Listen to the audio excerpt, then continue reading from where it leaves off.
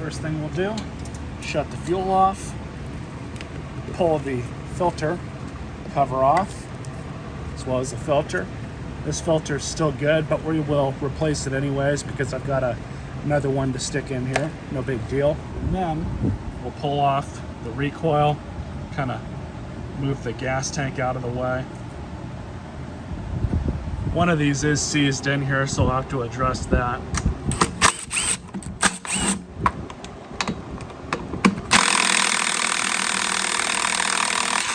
So, stuck that back on, tighten that down. That's obviously out of the way. Let's start with removing the carburetor. What you're gonna do here is just take out these two bolts.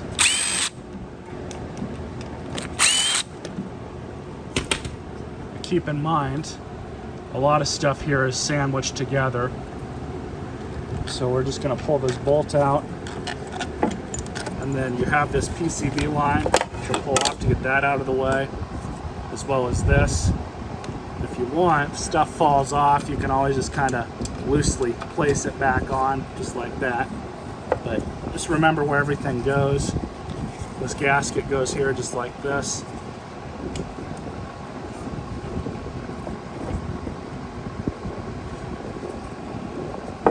Carefully pull the gaskets off. Now we'll just pull the fuel line. Fuel line's rotten, so we'll be replacing that.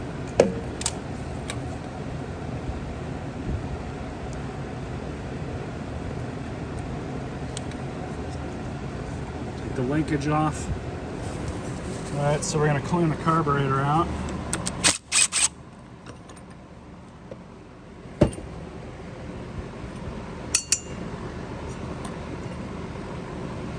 Inside of the bowl looks nice and clean. Pull the float out.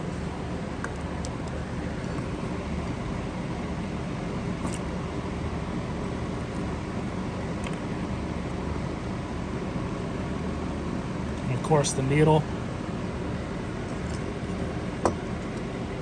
Now on these Honda carburetors, there's a couple more steps. You can actually break them down a little bit further. Just need to get a long flat blade screwdriver,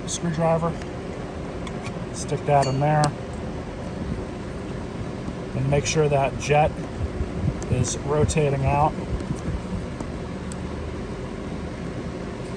On these Honda carbs, where these will gum up, where you'll often have an issue with them, is at this jet. So it's important to pull these jets out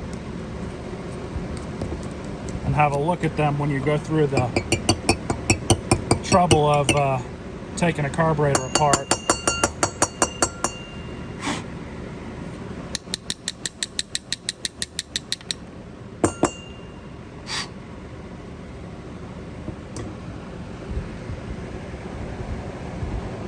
Kind of hard for the camera to see, but it is a little dirty in there. Does not take much.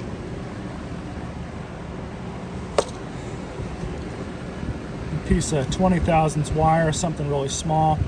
Just stick that on through. And I like to just do this. Rotate it around a little bit as you're doing it.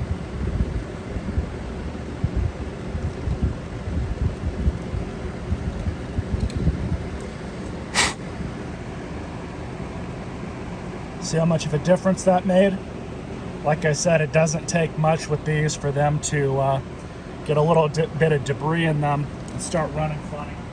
And we'll do the same thing with the small hole that's inside.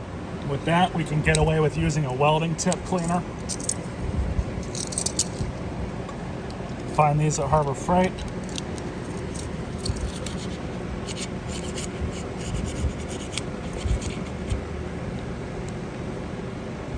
You can see it looking out the middle there. Happy with that. Other than this small jet, this can get plugged up too. This one's nice and clean. This carburetor's not that bad. So you just grab your jet, toss that back in.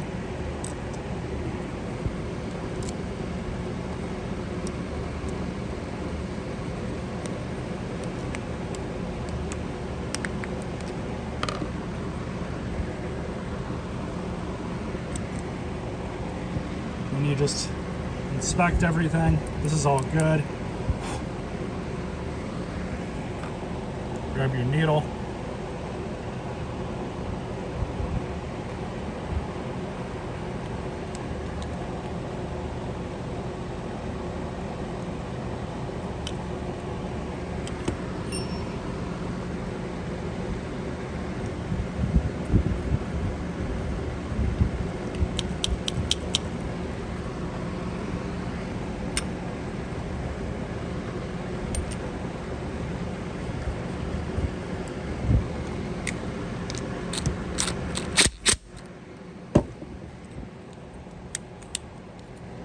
Ready for reinstall.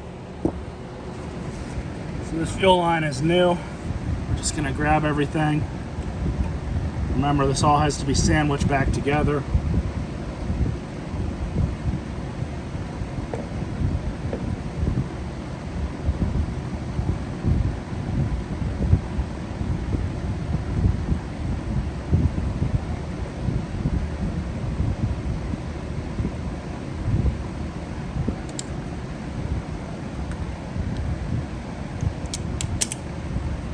Before I put this all the way back together, I did want to explain something. This is your automatic choke thermostat. You can see in here, it kind of looks like the inside of a car thermostat. It's got a little spring in there, and when that heats up, it moves this little lever, just like that. So to explain how these work, this goes onto the carburetor, just like this. You can see where the holes line up. And then as this heats up in here, it presses that forward just like that, and you can see it opens up the choke. The whole reason behind that is when you shut your mower off and it's all warmed up, you don't need to choke it again. Or at least you wouldn't need to if it was manual. So that's what this is doing for you. It's automatically setting itself where it needs to be so you can restart your mower when everything's all warm. Very simple. But sometimes these thermostats can fail. I've seen it happen on Briggs and Strattons. It's a little bit less common on Hondas, but it can still happen. So if you're having an issue where your mower is not wanting to start, this is something that should be easy enough to change for you if you determine that that's what it is. The easiest way I've found to reinstall this stuff over the years is throw the 2 bolts through the air hat, grab your gasket, we're reusing this one.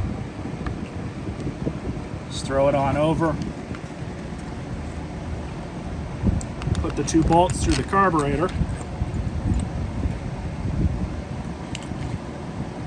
Same thing. Put these over the 2 bolts. Don't forget this PCV line for your air hat.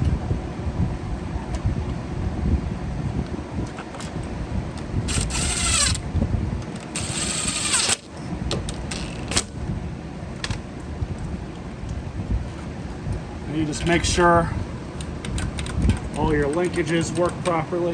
With everything back together, you just want to make sure that that linkage works correctly, and it is. That's exactly what it's supposed to do when it warms up. Just hold that choke open. Back linkage is working fine. For the governor, that's good. So let's throw it all back together, get some gas in it, and start it. Everything looks good. I'm going to double check this.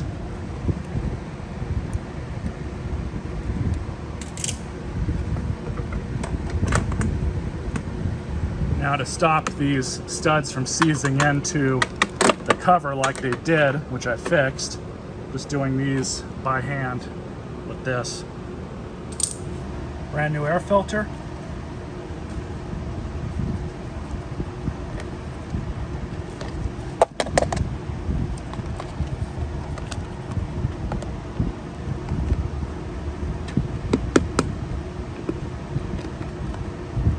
There we go. Perfect. Let's get it outside and see how it sounds. All right, so everything's put back together.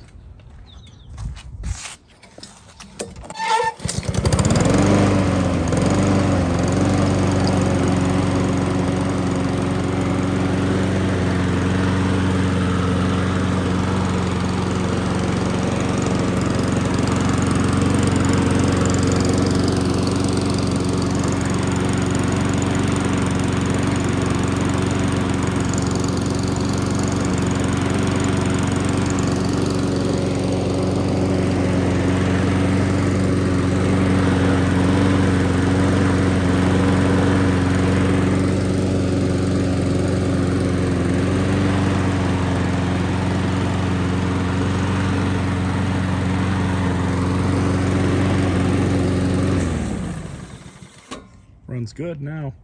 If you guys enjoyed this video, stay tuned for more.